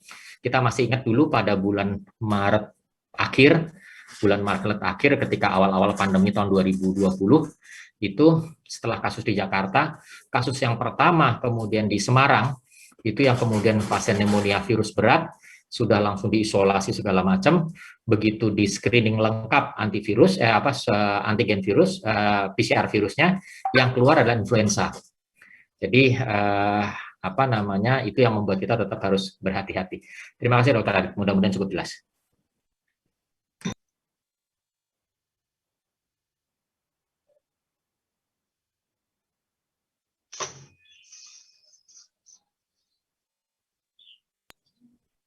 Baik, terima kasih Dr. Seva. Penjelasannya sangat jelas sekali dok, dan memang dengan pertanyaan-pertanyaan yang tadi disampaikan, tadi kita memang sudah bisa meng-highlight bahwa beberapa hal yang penting sekali untuk dapat kita jadikan parameter pada pelaksanaan COVID ini adalah parameter judgment klinis dari dokter yang menilai, dan tentu sebisa mungkin tadi Dr. Seva juga meng-highlight kita punya swab antigen gitu, yang dapat dijadikan sebagai alternatif manakala memang sudah didapatkan gejala klinis yang khas. Jadi saya kira jelas sekali dok. Terima kasih banyak. Dan sebetulnya ada pertanyaan juga nih dok terkait dengan ivermectin, tapi tadi sepertinya Dr. Seva juga sudah menyinggung hal itu. Ada sejawat kita yang juga menanyakan ini tadi mengenai masalah profilaksis dari ivermectin, yang memang saat ini ivermectin banyak menjadi pertanyaan gitu ya terkait dengan penggunaannya baik untuk terapeutik maupun profilaksis. Tapi tadi sudah di-highlight oleh Dr. Seva bahwa dari penelitian-penelitian yang ada memang harus kita kaji lagi ya dok mengenai kesahihan data-datanya dan efektivitasnya, apakah memang betul demikian atau masih harus kita evaluasi lagi lebih lanjut. Saya kira terima kasih banyak dok. Selanjutnya kepada Prof. Samsu, mohon izin Prof. Beberapa pertanyaan terkait dengan vaksinasi. Yang pertama adalah bagi tenaga kesehatan yang sudah mendapatkan vaksinasi yang sebelumnya, Sinovac, mungkin sudah lebih dari 1 tahun yang lalu gitu, untuk boosternya apakah tetap diperlukan atau hanya diperlukan 1 kali booster saja, atau sebaiknya diberikan full dose 2 kali pemberian? Mungkin itu pertanyaan yang pertama, Prof. Mohon izin, Prof. Ya, sebenarnya kita kan baru menyuntik nakes Januari 2021 ya. Berarti ulangannya adalah Februari 2021. Ada yang 2 minggu waktu itu. Tapi kira-kira Februari 2021. Jadi kalau kita ambil 6 bulan, sebenarnya sebagian besar masih punya waktu sekitar Agustus nanti untuk dapat ulangan. Karena rekomendasi kita adalah ulangan itu 3-6 bulan. Nah, bagaimana kalau lebih dari 6 bulan, bahkan sampai 1 tahun? Seperti itu, tapi kita tidak punya uji kliniknya. Tapi kita tahu bahwa kalau makin rendah antibodinya, maka boosternya juga tidak bisa mengangkat penguatannya dengan baik. Jadi kalau kita berikan suntikan 1 kali, mungkin penguatan itu tidak akan meningkatkan antibodi dengan cukup baik. Tapi kita kan belum punya pengalaman yang 1 tahun sebenarnya. Jadi saya menghimbau pada teman-teman nakes, kalau memang pemerintah sudah mulai, secepatnya saja untuk ikut. Kalau bisa jangan lewat dari 6 bulan pada suntikan kedua.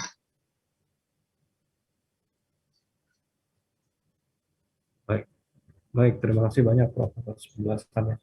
Kemudian masih menyambung tentang ini Prof, jadi masih ada yang bertanya sejauh kita, kira-kira dengan platform yang berbeda, pemberian sebelumnya Sinovac, kemudian saat ini dengan Moderna, kira-kira ada adverse effect tertentu nggak yang mungkin dapat menjadi permasalahan bagi nakes? Itu yang kedua Prof. Kemudian yang ketiga menyambung hal ini juga, apabila nakes itu baru mendapatkan suntikan Sinovac yang kedua itu masih kurang dari waktu 3 bulan, apakah dia perlu menunggu 3 bulan untuk bisa mendapatkan booster yang berikutnya dengan Moderna atau bisa langsung? Mungkin itu. Jadi mengenai safety, ada penelitian yang hasilnya belum selesai dikeluarkan, jadi baru hasil sementara, bahwa pemberian booster yang berbeda dibandingkan dengan booster yang sama, ternyata pemberian booster yang berbeda efek sampingnya lebih sering daripada yang sama. Jadi kita mungkin akan merasakan efek samping dengan Moderna ini akan lebih banyak daripada kalau kita memakai Sinovac. Tapi untungnya efek samping tersebut adalah lokal, jadi biasanya pegal-pegal, kemerahan, atau nyeri di tempat begitu. Kalau yang sistemik ada juga mungkin sedikit meriang-meriang dan seluruh badan pegal, tetapi biasanya dalam 1-2 hari akan hilang. Hanya saja yang kita tahu pada messenger RNA platform ini yang harus hati-hati adalah efek samping serius berupa alergi berat, anafilaksis, itu jauh lebih tinggi daripada platform-platform yang lain. Yaitu kalau platform yang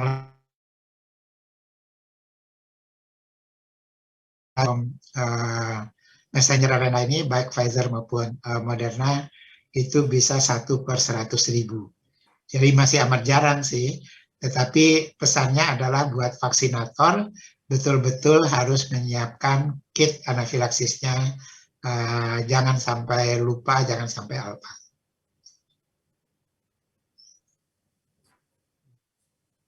Terima kasih, Prof. Lantas, mohon izin untuk yang kedua, Prof, tadi ya. Yang 3 bulan. 3 bulan, ya. Jadi pertimbangannya adalah begini. Kalau dalam keadaan kasus baru yang rendah, seperti awal Juni, di mana kasus baru kita itu 2.000, 3.000, Jakarta hanya 400, sehingga risiko penularan itu tidak terlalu besar, kita bisa tunggu 3 bulan. Bahkan kalau sampai 6 bulan pun oke lah. Tetapi kalau seperti sekarang ini, saya menganjurkan lebih cepat, lebih baik. Karena terutama tenaga kesehatan paparannya tinggi, dan kita terus terang sebenarnya belum memahami dengan baik perilaku dari varian Delta ini. Sehingga kita sekarang CDC menganjurkan maskernya jadi double. Kalau dulu 15 menit kontak mesti dianggap oke, sekarang katanya jauh lebih cepat dari itu. Jadi untuk tidak ambil risiko meskipun belum 3 bulan, kalau sudah ada kesempatan untuk menggunakannya, saya rasa lebih baik, lebih cepat, lebih baik. Terima kasih banyak, Prof. Samsu. Saya kira sudah cukup jelas sekali penjelasannya, Prof. Mohon izin saya kembali ke Dr. Seva. Ada sejawat juga yang bertanya, Dok, terkait dengan timing pemberian remdesivir. Meskipun remdesivir sudah dikatakan, tadi seperti disampaikan Dr. Seva oleh WHO, memang sudah tidak direkomendasikan lagi dengan berbagai pertimbangan, dan ada catatan footnote di bawahnya. Tapi kira-kira menurut pengalaman Dr. Seva, pada kasus apa dan kapan timing terbaik untuk kita tetap bisa memanfaatkan remdesivir ini untuk pasien-pasien COVID kita? Mungkin silakan, Dok. Terima kasih, Dr. Adit. Jadi kalau kita lihat tadi ya, ada trial yang mencoba mengukur kapan sih peak-nya viral load itu. Kalau pasien itu ringan, peak-nya akan terjadi pada 4 hari, setelah itu akan turun. Sementara pasiennya kalau berat atau sangat berat sedikit, bahkan kritis, itu hanya sekitar 8 hari dia akan ada peak-nya, setelah itu akan menurun dengan sendirinya. Tinggal masalahnya efek samping dari proses hiperinflamasinya itulah yang kemudian memanjang bisa berbulan-bulan dan bahkan menimbulkan kematian. Dengan demikian, kalau kita melihat sini, sementara antivirus itu bekerja pada virus ketika sedang tinggi-tingginya, makanya mestinya logikanya adalah pemberian itu kalau bisa paling jauh adalah 8 hari setelah onset gejala pertama kali. Oke, maksimal 10 hari lah kalau misalkan maupun ditunda mau dicoba berikan. Artinya apakah kalau sudah 10 hari tidak diberikan lagi? Nah, ini jawabannya tidak ada jawabannya, atau saya tidak bisa menjawab. Walaupun secara teoritis kalau menurut saya efekasinya akan menjadi minimal sekali. Jadi kalau bisa diberikan sedini mungkin. Itu sih, Dok. Baik, terima kasih Dr. Seva. Dan ini ada satu pertanyaan lagi, Dok. Mungkin tadi dari paparan Dr. Seva belum diangkat, tapi saya kira ini mungkin Dr. Seva dapat berbagi mengenai pemberian autologous activated plasma rich protein AAPRP yang memang saat ini di beberapa literatur ini juga sedang ada yang membahas dan membuka gitu. Barangkali Dr. Seva ada pandangan dan arahan terkait dengan pemberian AAPRP pada pasien-pasien COVID kita yang membutuhkan. Silakan. Saya terus terang tidak punya tidak punya saran betul untuk AAPRP ya untuk itu. Kenapa?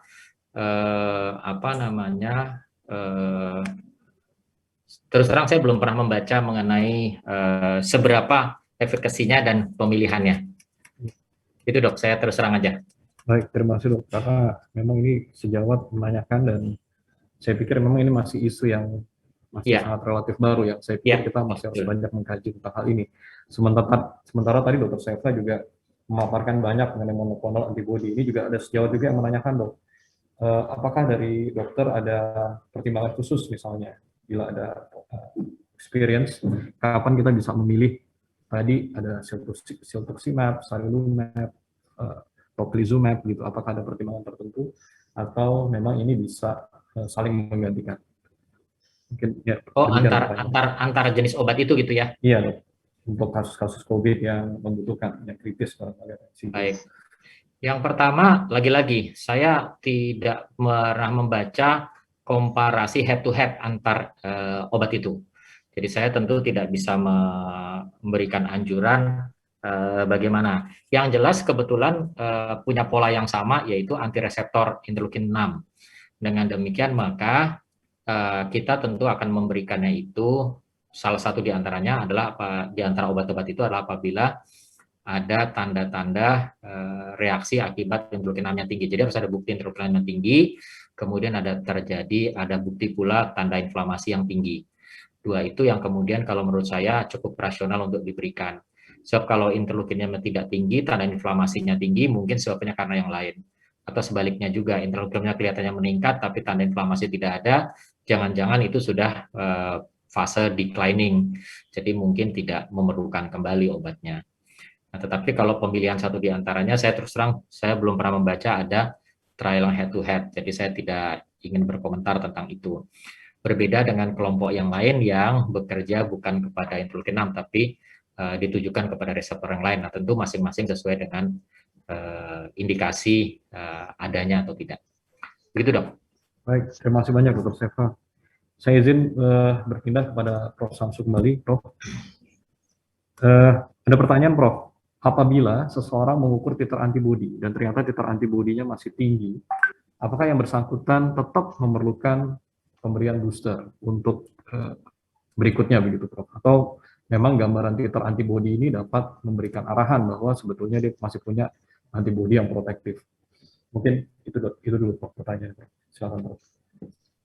Ya, pertama kalau kita lihat tadi bertahannya titer antibodi tergantung juga dengan vaksin efikasi. Jadi vaksin efikasi yang tinggi seperti messenger RNA itu sampai 250 hari, berarti lebih dari 8 bulan masih cukup tinggi meskipun sudah turun. Sedangkan yang mulainya dengan sekitar 70 katakanlah inactivated vaksin itu dengan cepat dia akan menurun.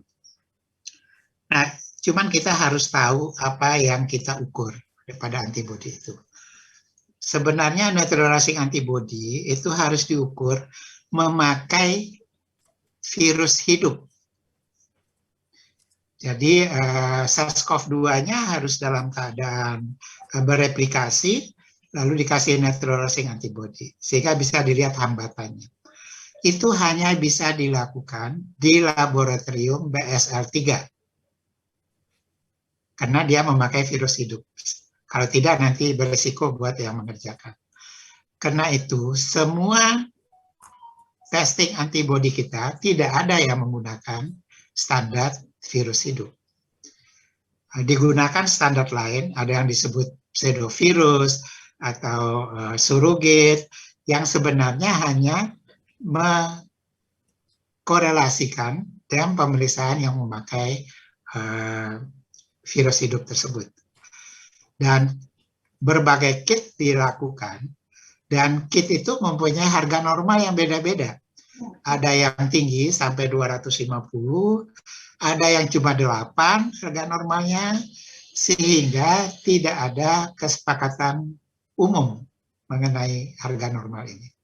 Disinilah kesulitan kita untuk menilai apakah betul antibodi yang kita periksa itu merupakan angka yang bisa kita nilai dengan baik. Jadi kalau sudah 1 tahun antibodi masih tinggi pakai Sinovac, saya rasa itu amat meragukan. Karena dengan messenger RNA saja 8 bulan rata-rata yang diperiksa itu sudah turun.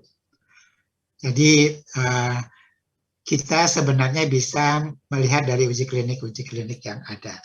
Meskipun secara teoritis ya kalau memang masih tinggi masih bisa sabar untuk boosternya. Tapi dia akan turun. Kelihatannya akan turun. Baik, terima kasih banyak Prof. Lantas masih menyambung terkait dengan vaksinasi ini Prof, ada yang bertanya bagaimana safety untuk RNA targeted vaksin ini pada kelompok ibu hamil Prof? Apakah lebih aman atau bagaimana Prof? Jadi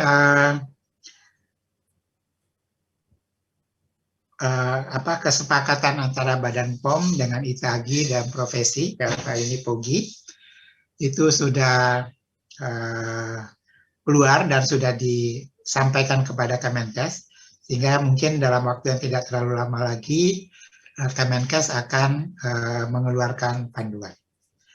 Nah, panduannya adalah bahwa ibu hamil yang akan mendapat vaksinasi adalah semester 2 dan 3. Dan semester 3 yang paling lama itu usia kehamilan 33 minggu. Sedangkan vaksin yang dianjurkan karena penelitiannya banyak dengan messenger RNA, sebenarnya lebih dianjurkan messenger RNA, meskipun inactivated juga bisa diberikan, karena kita tahu influenza itu sebenarnya juga inactivated, dan influenza aman diberikan pada ibu hamil. Jadi kita tunggu pedoman dari Kemenkes yang sebentar lagi akan keluar. Dan ini juga bersiap-siap, artinya ibu hamil sebentar lagi akan masuk ke dalam indikasi imunisasi di Indonesia. Baik, terima kasih banyak Prof. Samsu. Mohon izin menyambung satu lagi Prof. Ada sejawat yang bertanya, untuk vaksin yang menggunakan messenger RNA ini, kira-kira berapa lama respons antibodi itu diharapkan sudah mulai muncul, begitu Prof? Apakah akan lebih cepat dibandingkan dengan yang inactivated atau bagaimana Prof? Ya, studinya saya rasa belum ada yang kita baca di publikasi, tapi yang kita tahu kan bahwa yang namanya booster itu pada waktu antibodi mulai menurun, tetapi jangan sampai rendah sekali, kita berikan suntikan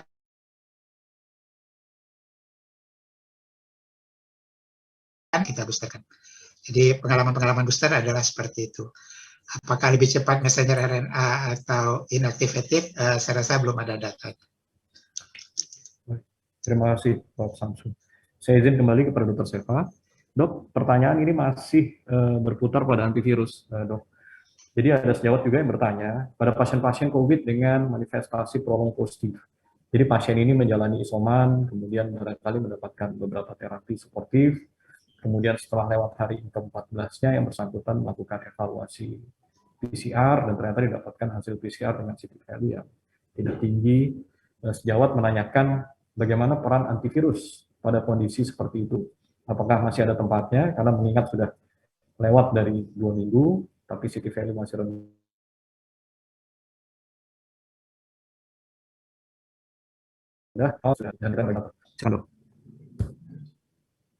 Mohon izin masih di mute, Dr. Seva.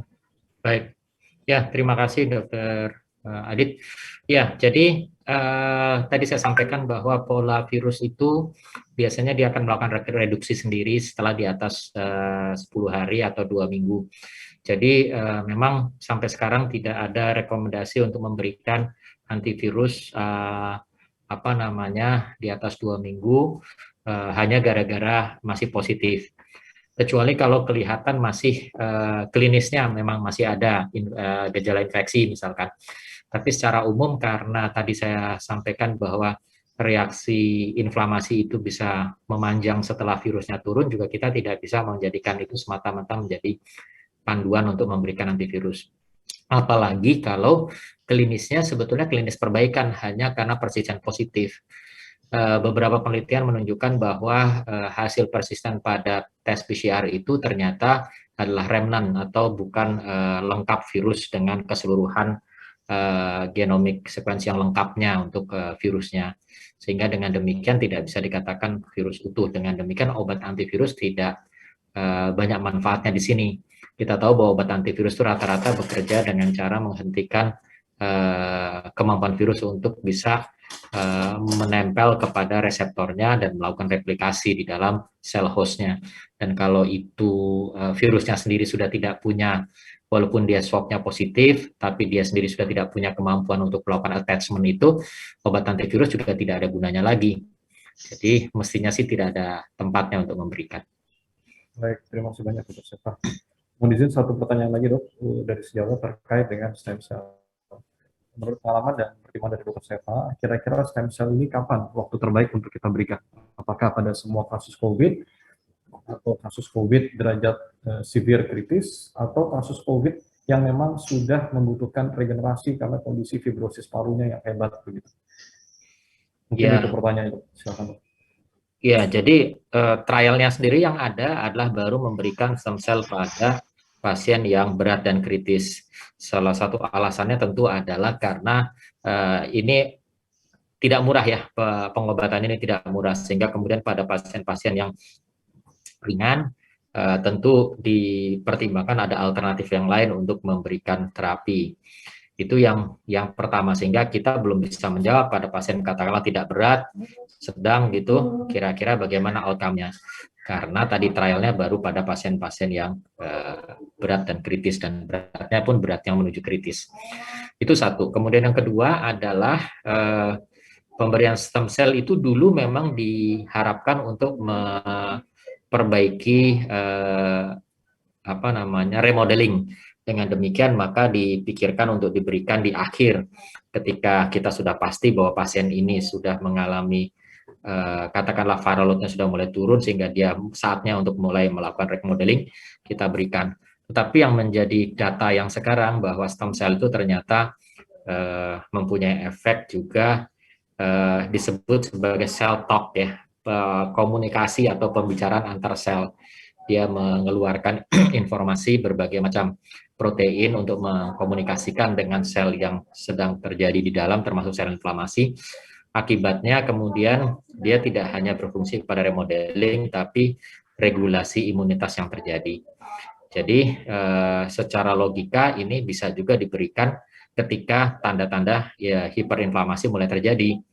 Jadi ketika pasien sudah mulai menunjukkan adanya progresivitas, nah itu biasanya pada COVID pengalaman kita sih terjadi ketika di atas 10 hari justru.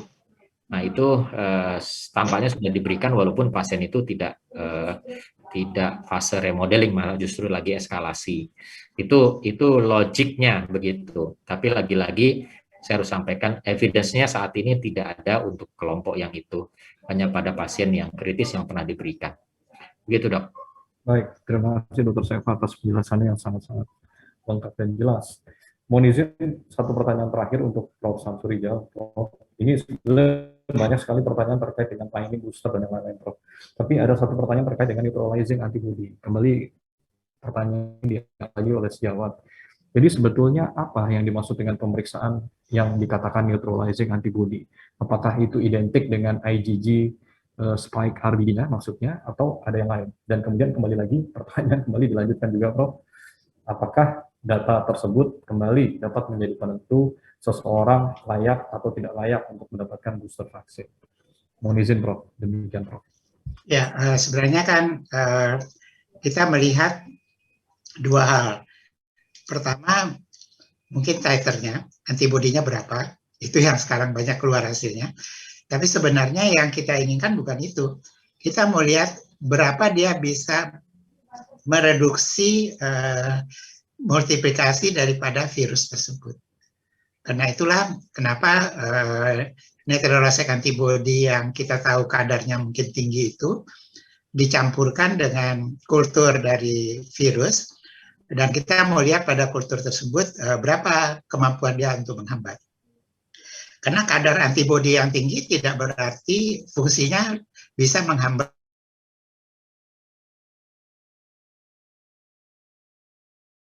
seperti itu. Sebaliknya kadar yang rendah bisa juga berfungsi dengan cukup baik. Jadi perlu penelitian untuk melihat hal itu. Nah, ini kalau nggak salah, Ekman sedang melakukan penelitian-penelitian seperti itu. Karena itu sebenarnya kita bersabar sedikit lah, sehingga kita bisa tahu hubungan antara kadar dengan kemampuan menghambat dan berapa international unit yang disepakati oleh WHO untuk mengatakan bahwa dia punya fungsi untuk menghambat. Karena kalau tidak nanti akan kebingungan sendiri. Cukup banyak orang yang klinisnya baik, kadar antibodinya rendah. Sebaliknya usianya cukup tua dan tetapi ternyata antibodinya tinggi. Lalu kalau diulang juga hasilnya tidak konsisten. Jadi ini artinya apa? Bahwa pemeriksaan antibodi kita sebenarnya belum memadai untuk kita bisa nilai dengan baik. Baik, terima kasih banyak Prof. Samsu. Saya kira ini jelas sekali dan menjawab banyak. Kecuali kalau pada uji klinik siap, mereka menghambat ya, bukannya dengan kadar antibodi. Oh, siap, Prof. Ya, saya kira ini banyak menjawab kebingungan dan kegalauan di masyarakat, saya kira, Prof. Dan barangkali di antara kita juga, bahwa apakah titer antibodi ini memang memiliki makna untuk interpretasi atau seperti apa. Saya kira ini jelas sekali dijawab oleh Prof. Samsu. Saya kira kita sudah memasuki penghujung akhir dari acara webinar kita. Tidak terasa, Prof, Dokter, sudah 1,5 jam. Dan saya melihat masih banyak sekali pertanyaan. Dan untuk kita sama-sama ketahui, saat ini sudah terdaftar lebih dari 2.000 sejawat dan peserta yang menghadiri acara webinar kita pada siang sore hari ini. Namun sebelum saya menutup kegiatan ini, saya memberikan kesempatan kepada Dr. Seva dan Prof. Samsu untuk dapat memberikan beberapa statement mutiara dari presentasinya bagi kita semua. Mungkin saya izin mulai dari Dr. Seva terlebih dahulu, silakan. Ya, terima kasih.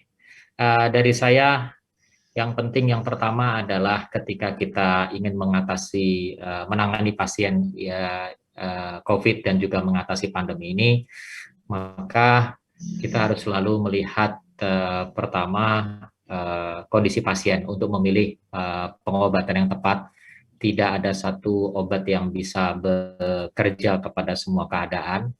Demikian pula untuk pengawasan pasien di rumah yang kemudian memerlukan obat, itu juga perlu pemantauan ketat. Jadi kalau kita melepas pasien untuk isolasi di rumah, maka pemantauan itu diharapkan ada, sehingga yang lebih penting itu bukan sekedar obatnya, tetapi ketepatan waktu untuk bisa masuk ke fase pengobatan berikutnya. Jadi kalau pasien tidak bergejala, harus terpantau sehingga tidak terlambat ketika dia muncul gejala pertama.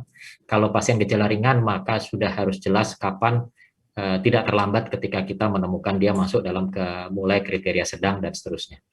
Itu mungkin yang penting. Baik, terima kasih banyak Dr. Seva. Selanjutnya pada Prof. Samsu, silakan Bu. Ya, kalau kita ingat awal-awal dari pandemi ini, semua orang bicara tentang flattening the curve.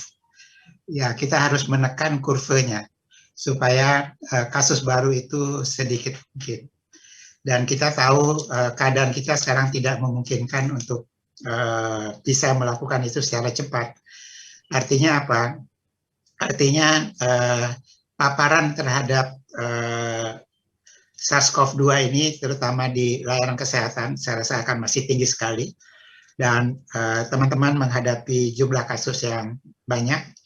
kemudian fasilitas yang juga terbatas, kemudian resistensi atau maksud saya varian-varian baru yang timbul, sehingga teman-teman sekalian harus hati-hati sekali. Sementara ini bisa diturunkan, teman-teman harus hati-hati sekali, APD betul-betul dijaga, barangkali kalau perlu ditambah, dan mudah-mudahan semua sudah selesai dengan suntikan kedua vaksin ini. Kalau belum, cepat-cepat laksanakan supaya bisa masuk ke dalam booster, karena booster lah yang mempunyai messenger RNA. Jadi supaya juga terlindung dari Delta nantinya. Jadi saya menghimbau sekali terutama teman-teman di daerah, karena saya dengar di Jawa Tengah masih ada beberapa teman yang belum mendapat vaksinasi kedua karena vaksinnya tidak tersedia atau bagaimana. Mungkin kita upayakan bersama-sama supaya selesai semua suntikan kedua dan segera masuk untuk booster dengan messenger RNA ini. Terima kasih. Terima kasih banyak Prof. Samsu. Dengan statement mutiara dari para pembicara kita, izinkan saya sebagai moderator untuk dapat membuat kesimpulan sedikit mengenai acara kita pada siang hari ini, bahwa memang COVID ini selalu menjadi sebuah tantangan untuk kita semua, dan upaya-upaya protektif, deteksi dini, protektif, dan juga hingga vaksinasi ini menjadi sesuatu hal yang barangkali harus terus kita upayakan, dengan harapan kita dapat menggerakkan upaya-upaya preventif, karena kalau kita menekankan kepada kuratif, saya kira fasilitas kesehatan juga memiliki batas. Baik, terima kasih banyak saya ucapkan kepada Dr. Seva, kepada Prof. Samsu Rijal atas paparannya yang sangat komprehensif dan lengkap. Terima kasih, saya meyakini kita semua mendapatkan insight yang banyak, insight yang baru dan paling mutakhir terkait dengan COVID ini, dan mudah-mudahan apa yang telah disampaikan oleh Dr. Seva dan Prof. Samsu dapat membantu pelayanan dan persiapan pencegahan untuk COVID ke depannya. Dan kita semua berdoa mudah-mudahan pandemi yang saat ini sedang sudah berada di gelombang ketiga, dan mudah-mudahan kita berharap bisa segera melandai dengan adanya PPKM darurat yang saat ini bergerak. Kita berdoa mudah-mudahan demikian, karena saya meyakini kita semua tenaga medis sudah kelelahan, kita semua sudah letih, tapi ya memang ini semua harus kita lakukan demi kebaikan dan kesehatan masyarakat Indonesia. Jadi mungkin itu yang dapat saya sampaikan. Sekali lagi terima kasih, dan kepada para seluruh peserta, terima kasih sudah mengikuti acara webinar ini sampai akhir. Lebih kurangnya saya mohon maaf, saya tutup. Selamat sore, wassalamualaikum warahmatullahi wabarakatuh. Terima kasih. Salam.